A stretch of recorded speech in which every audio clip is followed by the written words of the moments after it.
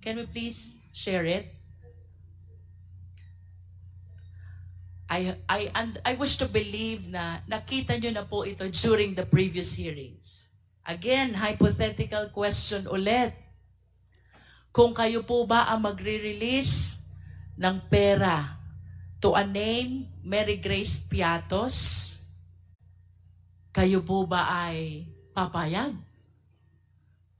Papayag pa ako, ma'am. Meron naman pong Piatos na apelyido. Do you know Mary Grace Piatos? Do you know Mary Grace Piatos?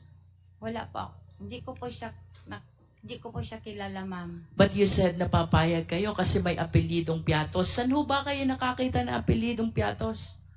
Meron po sa amin sa Davao, ma'am. Meron po na apelidong Piatos. I will be interested to know, Miss Acosta, kung sino po yung mga taga